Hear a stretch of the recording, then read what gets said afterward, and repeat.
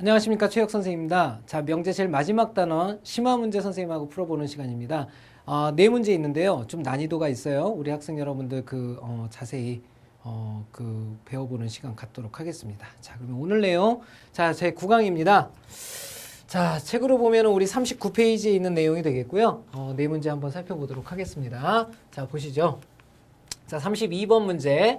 자, 조건 PQRST에 대해서 P는 Q이기 위한 필요 조건이고 Q는 R이기 위한 필요 조건이고 어쩌고 저쩌고 어쩌고 저쩌고 어쩌고 저쩌고 R과 동치인 조건의 개수는 몇 개냐라고 묻고 있죠. 그죠? 자, 요건 화살표 방향을 이용해서 적당히 문제를 잘 다뤄주시면 되겠는데요. 먼저 첫 번째 보면 P는 Q이기 위한 필요 조건 그랬습니다. 그러면 P는 Q이기 위한 필요 조건을 이렇게 표시할 수 있죠.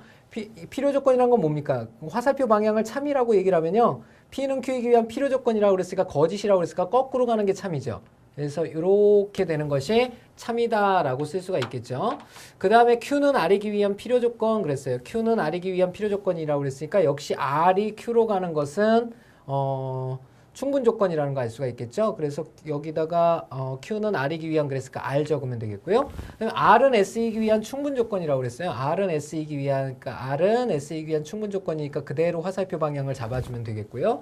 그 다음에 나달은 나트이기 위한 충분 조건 그랬거든요. 그러면 충분 조건인데 낫으로 놀고 있으니까 저놈의 대우를 생각해야 되겠죠. 결국은 T는 R이기 위한 충분 조건이란 뜻입니다. T는 R이기 위한 충분 조건이다 이런 뜻이죠. 이렇게 표시를 할 수가 있죠. 자, 마지막으로 T는 P이기 위한 필요 조건이면 P는 T이기 위한 충분 조건이 되겠죠. 그래서 여기서 화살표가 이렇게 날아갑니다. 자, 여기까지 그림이 보입니까? 자, 그랬을 때 PQRST 중 그랬어요. PQRST 중에서 R과 동치인 명제의 개수는, 즉 동치인 조건의 개수는 그랬죠. 지금 보시는 대로 바로 여기 부분 있죠. 이 부분 안에 있는 것들이 지금 동치 명제가 되겠습니다. 바로 PQRT 이 네 개가 바로 동치 명제죠. 그러니까 R과 동치 명제의 개수는 하고 물어봤으니까 바로 T와 Q와 P라는 이 세 개가 된다라는 거 알 수 있겠죠. 이렇게 해서 정답은 바로 4번이 정답이라는 거 찾아낼 수가 있네요. 자, 다음 문제 33번 보도록 하겠습니다. 자, 33번 문제 보죠. 자, XY가 실수일 때 그랬습니다. 역시 실수 조건이 필요하다는 거 보니까 어떤 내용들이 나올지 대강 예측할 수가 있겠죠. 다음 중에서 조건 P가 조건 Q이기 위한 필요 충분 조건인 것은 그랬어요. 필요 충분 조건 무슨 뜻이죠? 왼쪽과 오른쪽, 즉 P와 Q, 가정과 결론이 서로 진리집합이 같은 것, 바로 동치인 것, 바로 항등식인 것, 바로 상등인 것, 이런 것들을 찾으라는 뜻이 되겠죠. 자, 일단은 1번부터 보면요. X가 0 이상이고 3 이하고요. Q는 X는 1 이상이고 2 이하죠. 이거는 포함관계가 서로 생기나요? 그죠? 요게 이제 포함을 당하네요. 이렇게 포함을 당한다는 거 알 수 있죠? 같지 않다라는 거 알 수가 있습니다. 그래서 1번 정답이 될 수가 없는데요. 그래도 이게 무슨 조건이죠? 큰 거에서 작은 거. 뭐 이렇게 되겠죠? 필요 조건이다. 그죠? 이렇게 된다는 거 알 수 있고요. 자, 그 다음에 두 번째 거 보면요. X 플러스 Y는 유리수이다. 이런 표현을 썼고요. 그 다음에 X, Y는 모두 유리수다. 그랬죠? 이렇게 미지수가 두 개일 때는 선생님이 화살표를 이용해서 해보라고 그랬죠. 자, 그러면요. X 플러스 Y가 둘이 더해서 유리수가 됐대요. 그러면 둘 다 무리수가 반드시 됩니까? 라고 물어볼 수가 있겠죠. 그죠? 아니죠. 왜냐하면 유리수와 유리수를 더해도 유리수가 되는데 그렇다고 해서 XY가 모두 유리수인 건 아니잖아요. 그죠? 그 다음 거꾸로 가는 거 되나 확인합시다. XY가 모두 유리수예요. 그죠? 둘 다 유리수. 무리수도 되는 거죠. 선생님 잘못 말했네요. 여기 무리수로 봤어요. 여기 유리수라고 돼 있죠. 그러니까 XY가 전부 다 무리수여도 유리수 나올 수 있죠. 예를 들면 루트 2도 무리수고 마이너스 루트 2도 무리수인데 더하면 유리수가 되니까 둘 다 XY는 무리수가 돼버리죠. 그러니까 위에 가는 건 안 되고요. XY가 모두 유리수라고 할 때는요. 둘이 더해서 반드시 유리수가 되게 돼 있죠. 밑으로 가는 것이 된다라는 거 알 수 있겠죠. 얘도 필요 조건이라는 거 알 수 있고요. 자, 다음 세 번째 내용 살펴봅시다. 세 번째 내용과 네 번째 내용이 우리 학생들한테 조금 까다로운 구석이 있는데요. XY가 X 플러스 Y보다 크고 그 다음에 X 플러스 Y가 4보다 크다 그랬어요. 그랬을 때 X가 2보다 크고 Y가 2보다 큽니까? 라고 그랬는데 이것도 이제 화살표 방향으로 생각을 해보면 되겠죠. 이렇게 두 군데 방향으로 생각을 해보면 xy가 4보다도 크다는 뜻이고요. 그리고 x 플러스 y보다도 크다는 뜻이에요. x 플러스 y는 4보다 커야 돼요. 그죠? 자, 그랬을 때 x는 2보다 크고 y도 2보다 크냐 그랬어요. 일단 안 되는 거 하나만 좀 반례를 들 수 있으면 얘는 깨지게 돼 있는데요. 먼저 뭐 이렇게 생각을 해볼 수가 있죠. x가 3이고 그 다음에 y가 2. 그러면 이걸 만족하지 않죠. 그죠? 왜냐면 y는 2보다 커야 된다고 그랬는데 y는 2라고 썼으니까. 근데 3은 2보다 크니까 이건 만족시켰지만 이걸 만족을 안 시켰죠. 그랬는데도 이게 성립한다면 이거 안 될 거 아니에요. 그죠? x에다 3, 2를 집어넣으면요.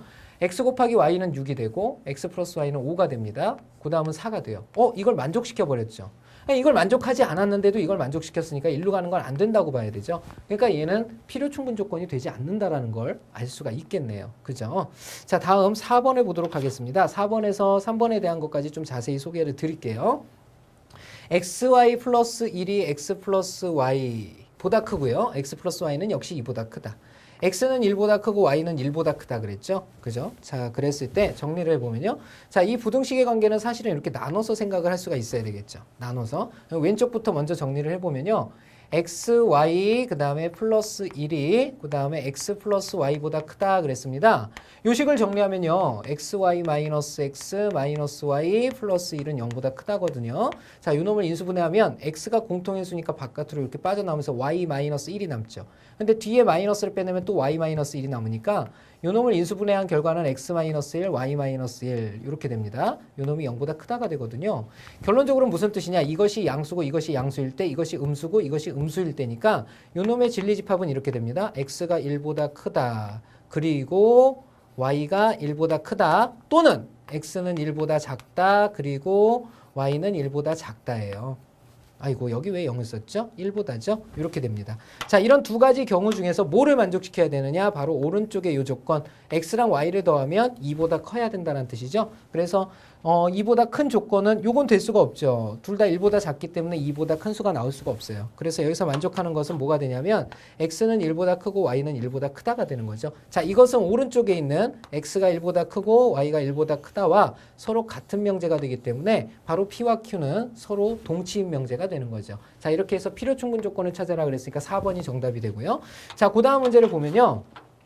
5번 문제에서 p는 뭐가 되냐면 둘을 곱해서 0이 됐단 말이죠. 그러면 x는 0 또는 y는 0이 되겠고요.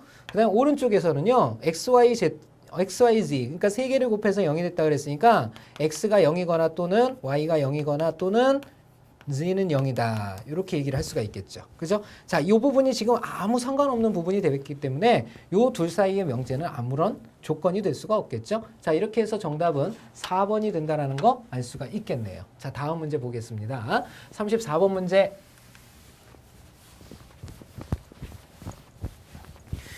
자, 34번 문제 보겠습니다.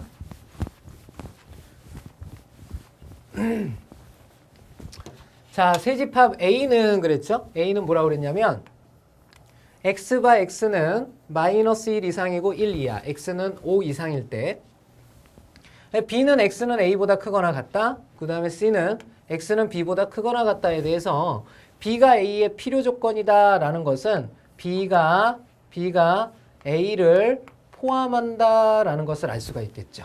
그죠? 그 다음에 C가 A의 충분 조건이다. C가 A에 어떻게 된다? 포함이 된다라는 사실을 알 수가 있겠죠. 자, 이 조건을 만족시키는 스몰 a의 최대값과 스몰 b의 최소값의 곱을 구하여라 그랬습니다. 자, 그러면 a에 해당하는 게 누구냐? a에 해당하는 게 x는 마이너스 1 이상 1 이하란 뜻이고요. x는 5보다 크거나 같다 이런 뜻입니다.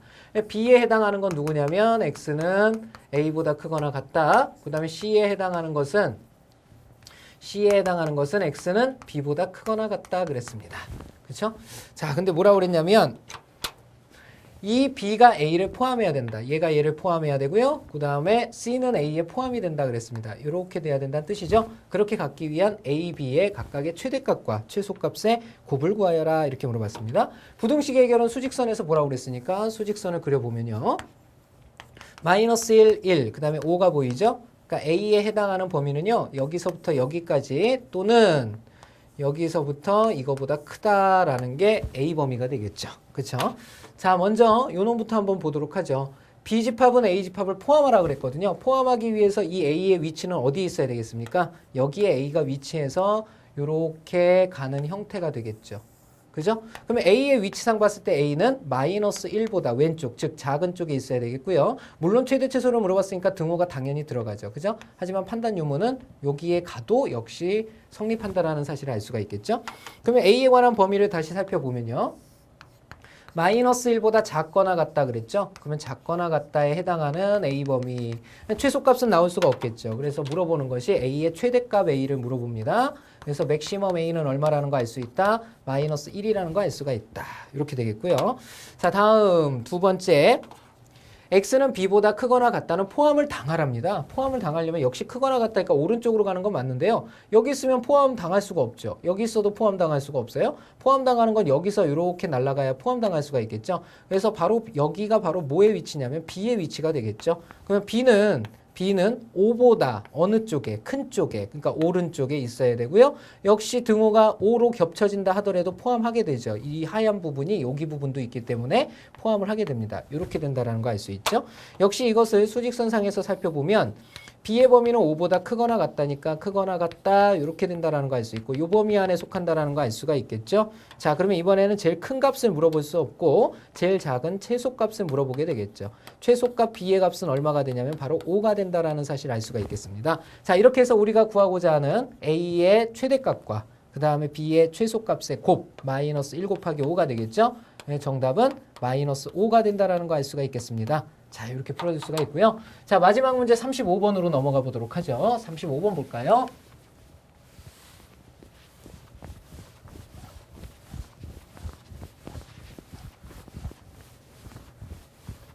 자, 35번 문제 보겠습니다.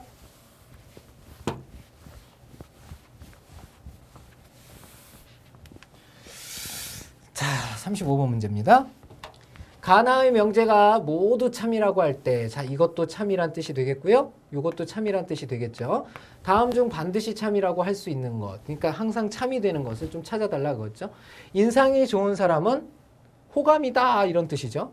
명랑한 사람은 인상이 좋은 사람이다 그랬습니다. 그죠? 자, 여기서 반드시 참인 걸 찾아달래요. 자, 그럼 이렇게 써볼게요. 선생님이 인상이 좋은 사람은 호감을 주는 사람이다.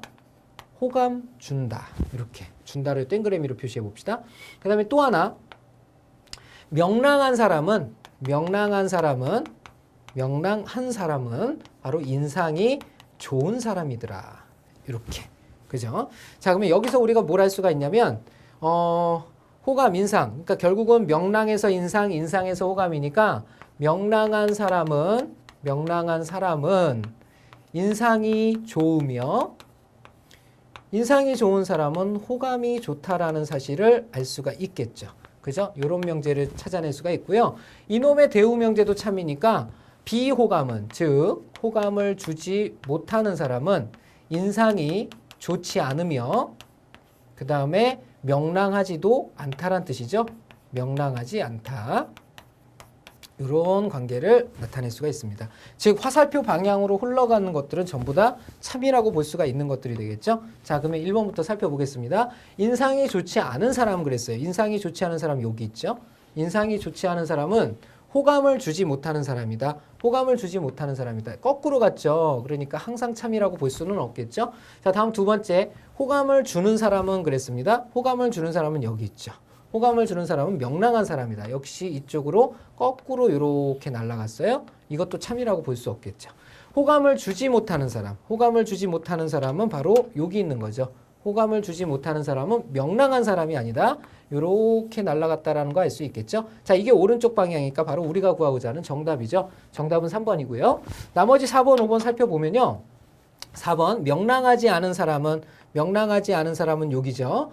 호감을 주지 못하는 사람이다. 호감을 주지 못하는 사람이다. 거꾸로 날아갔으니까 역시 참이라고 보기 어렵고요. 명랑하지 않은 사람은 인상이 좋지 않은 사람이다. 이쪽으로 날아간 거죠. 역시 이것도 거꾸로 갔기 때문에 항상 참이라고 볼 수가 없겠죠. 그죠? 자, 이렇게 해서 선생님하고 심화 문제까지 전부 다 한번 풀이를 해봤습니다. 자, 명제 단원이 끝났는데요. 이렇게 해서 우리 대단원 집합과 명제 전체에 대해서 한번 다뤄봤습니다.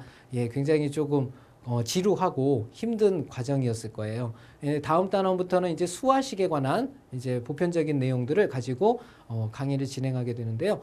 그래도 소홀히 하지 마시고 집합명제 많이 이뻐해 주시고 복습도 많이 하셔서 자기 걸로 반드시 만드시길 부탁드리겠습니다. 자, 다음 10강에서 선생님과 다시 강의 만나 뵙도록 하겠습니다. 자, 수고하셨습니다.